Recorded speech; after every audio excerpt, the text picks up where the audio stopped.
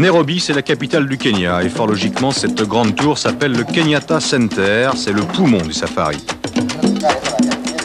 Safari égale exercice très spécial. Inutile dès lors de s'étonner si la préparation des mécaniques y est toute particulièrement minutieuse et spécifique. Dans un safari normal de disposer d'un pare-buffle, ça ne sert pas uniquement qu'au buffle d'ailleurs, accessoirement on le constate, ça sert de véritable seconde carrosserie. Ceci si des fois Mark Wallen ne reconnaissait pas sa voiture. Et que dire des suspensions spécialement renforcées? 5000 km de piste, il n'y a pas là de quoi franchement s'étonner. Les organismes souffrent et une mécanique au Kenya, c'est non seulement un être humain, mais en plus un être humain fort délicat.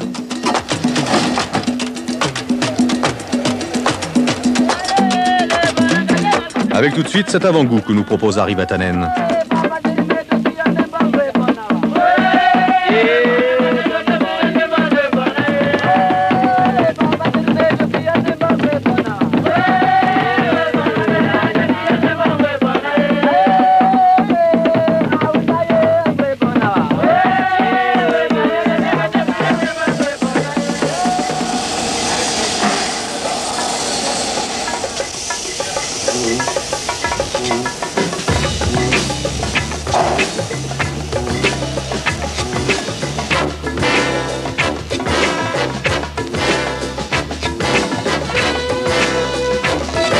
Inutile de dire que Audi a bien préparé son coup aussi. Un ingénieur n'a plus le droit d'avoir ou le mal de l'air ou le vertige.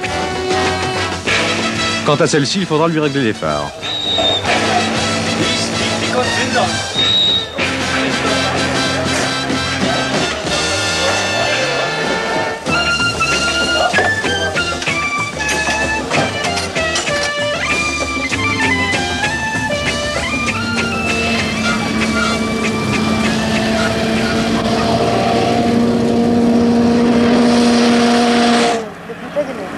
C'est parti pour ce que l'on peut considérer comme le plus long sprint du monde. La plupart des pistes, on les avale à 200 km/h.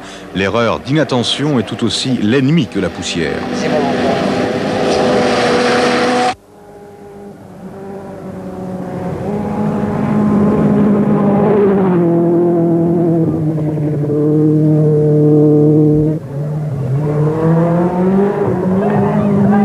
On attendait Peugeot? Eh bien non. On attendait alors Audi? Non plus. En désespoir de cause, Lancia ici. Encore moins.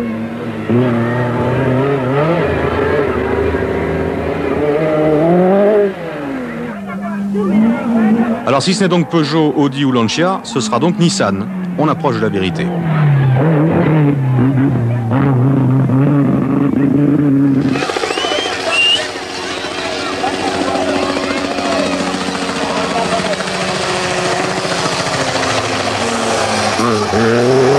Alors Opel, c'est presque ça.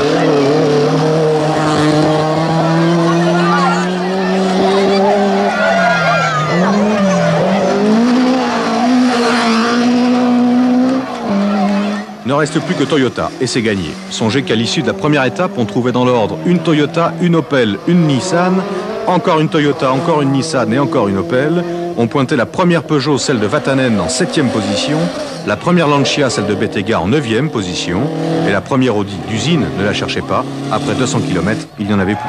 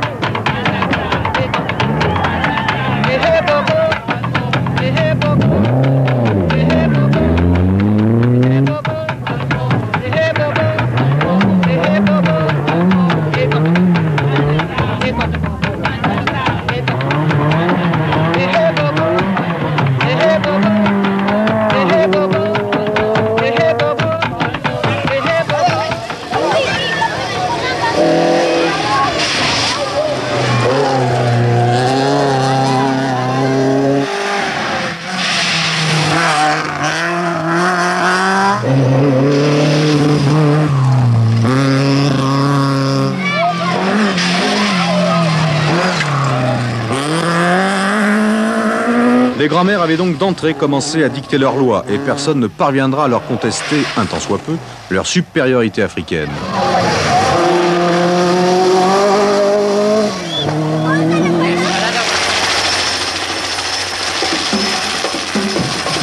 Là, vous êtes devant nous, à gauche toute.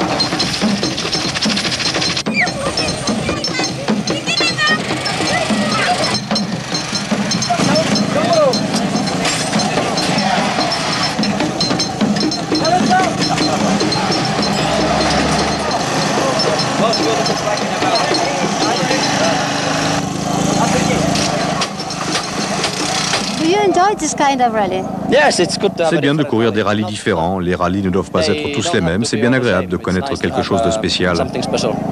Pas trop dangereux ces routes ouvertes? Non, ici vous devez être assez prudent et quand vous n'oubliez pas ça, eh bien c'est ok.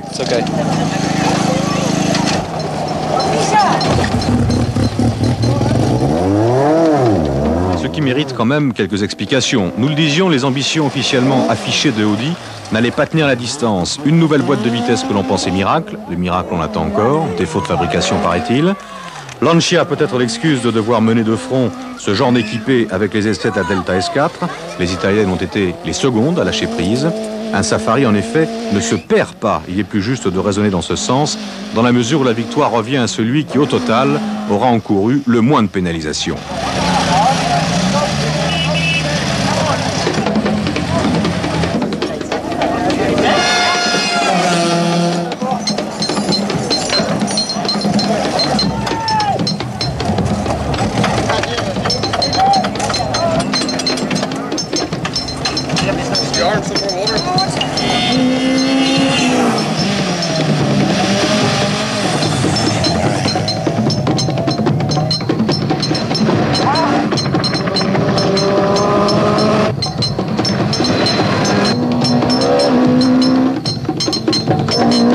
Mais le dénouement s'est quand même fait attendre. À la fin de la seconde étape de Toyota, et il n'en était pas encore tout à fait question, il était plutôt question d'Opel avec le vétéran Aaltonen qui devra remettre à l'année prochaine un éventuel triomphe. Il aura alors 48 ans et 23 participations. Il est patient, le bougre. Dans l'ordre, Toyota 2 fois, Nissan, Opel 2 fois, Nissan encore et Peugeot. Plus que de performance pure, il fallait parler une fois encore de fiabilité pour maintenir et supporter un rythme qui s'est révélé plus élevé que jamais. Ce sont les grands-mères qui détenaient la bonne recette. Comme quoi, même au Kenya, les meilleures soupes se font toujours dans les vieilles marmites, sauf le respect que l'on doit à nos grands-mères.